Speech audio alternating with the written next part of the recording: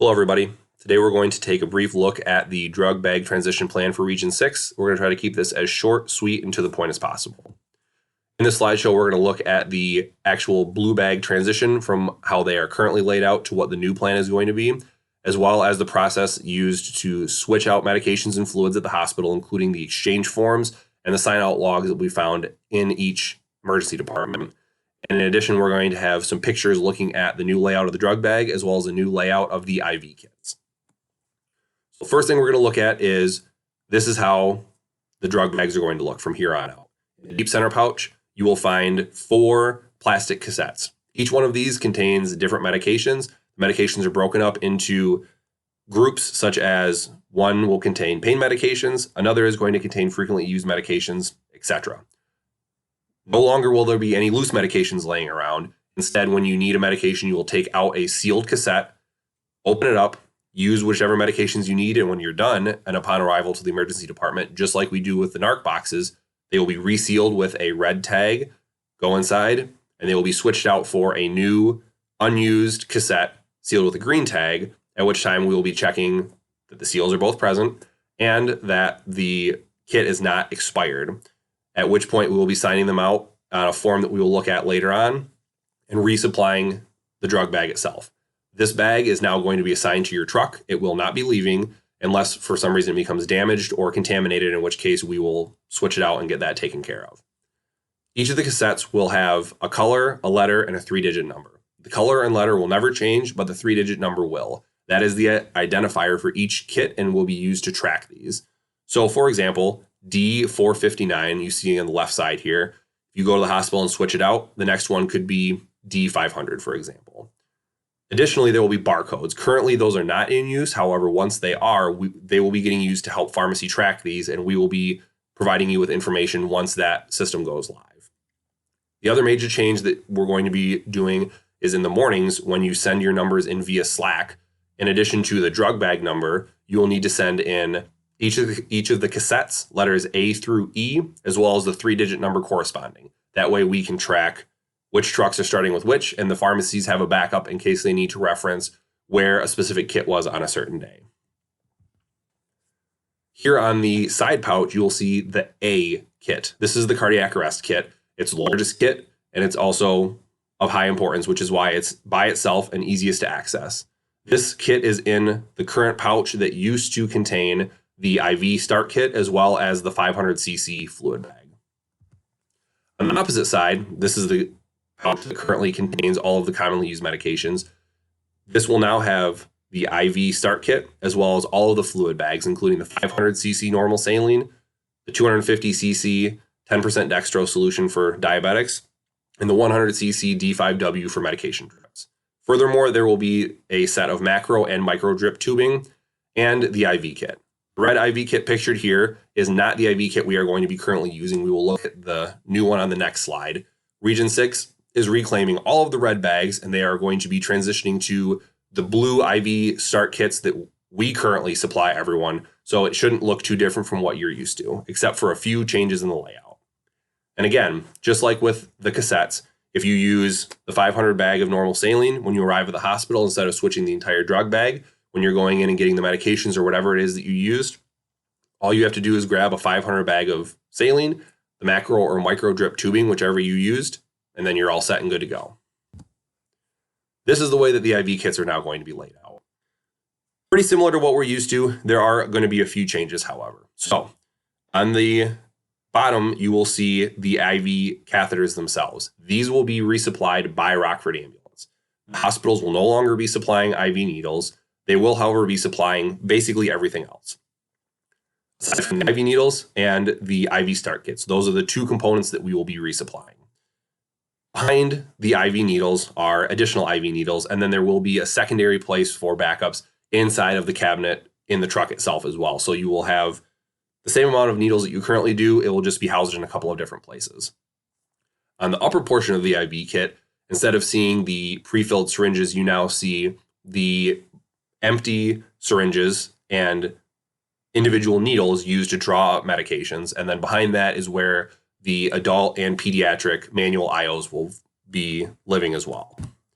So as you can see right here, if you were to unzip behind where all of the individual catheters are, this is the backup catheter that will be found in the IV kit.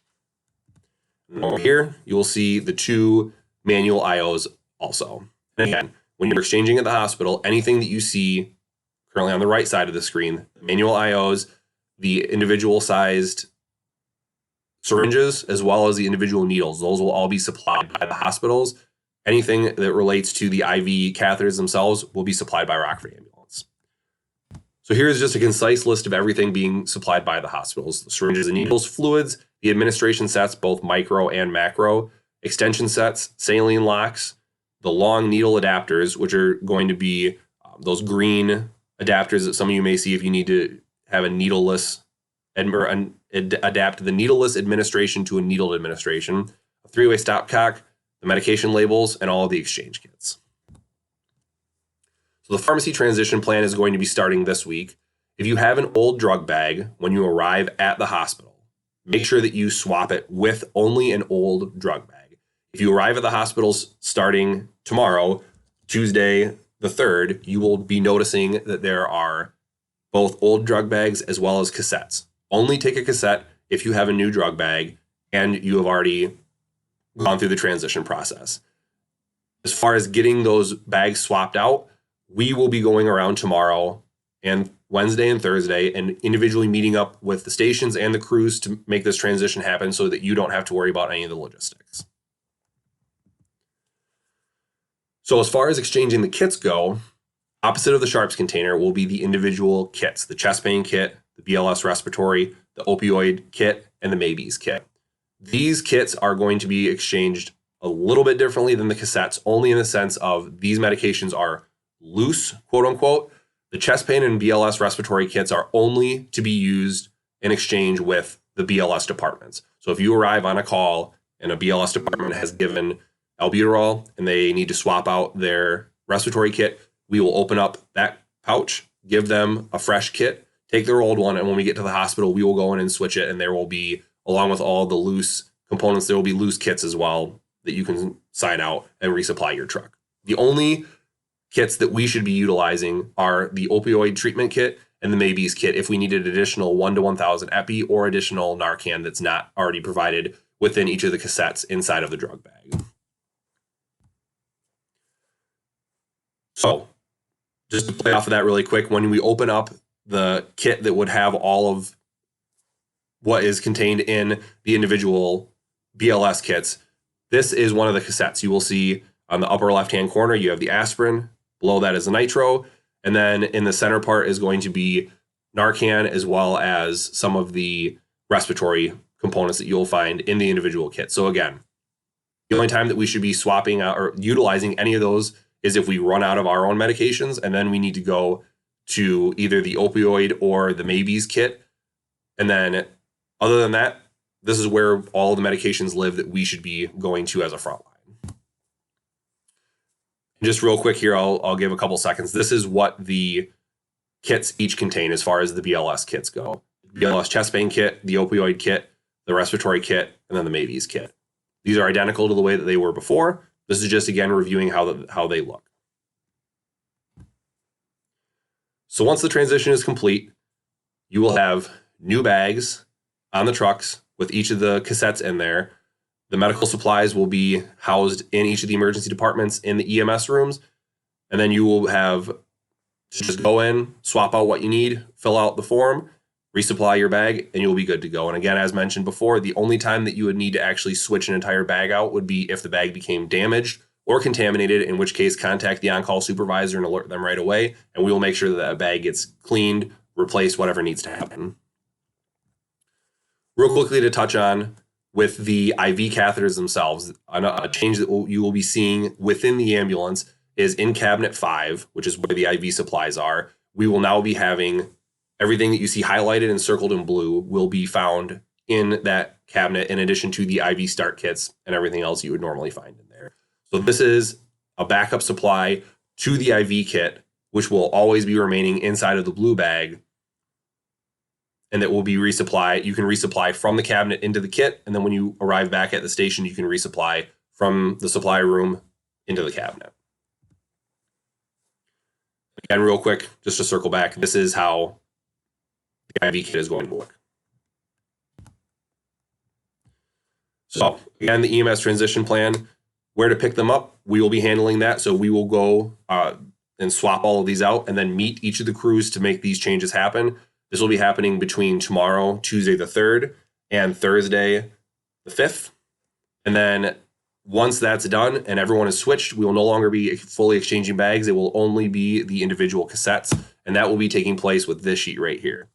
So those of you who are familiar with the old sign-outs, there was the date, time, the drug bag in, drug bag out, and then the unit name or unit number and your name. So now we will be seeing this: date, time, the cassette color, number in, number out, the call number, just our individual call number, agency name, just RAS, unit number, the 2 green seals on the truck that you're taking out, and then your name. You can print your full name, your first initial and last name, however, just as long as it is legible. At this time, we are continuing to utilize the handwritten sheet, not Pyxis, so make sure that you're filling these out every single time.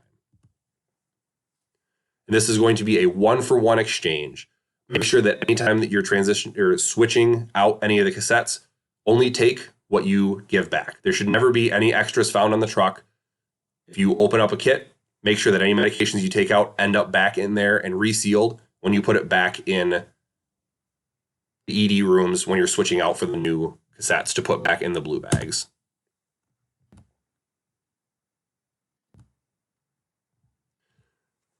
So as was mentioned earlier, there will be red seals inside of the cassettes that you will use to seal a used cassette prior to returning it to the emergency departments. And again, this is the same process that we do for the NARC boxes. It's just going to be used for each of the individual cassettes as well. Pre-made IV kits and individual items you will find in the same room. You may find some still old style 1000cc IV med pack / trauma packs, but eventually there is talk that this will also be transitioning into a loose 1000cc bag in addition to the administration sets and extension sets, etc. So again, anything that you use should just be a 1-for-1 exchange. Each of the components, if it's just IV bag and extension and the administration set, that's all you need. If you use syringes, needles, all that stuff will be individually replaceable from the hospitals. And it just has a final full list. This is everything that is resupplied from the hospitals. All the fluids, syringes, needles, saline lock supplies and fluid, the long needle adapters, the admin sets, extension sets, 3-way stopcocks, medication labels, and all of the exchange kits. And they want us to remind you, don't take any more than you use, and don't stockpile, because this is going to be a new way of trialing things, and they're going to see how it works in order to streamline and make sure that they are having an accurate tracking of all of their supplies that they're sending out, as well as all of the used supplies that they're taking back in. With that, we hope that this is a smooth and easy process. And if you have any questions, please don't hesitate to reach out to a supervisor and bear with us while we get this changed. We should be done by the end of the week. And we thank you very much for your time.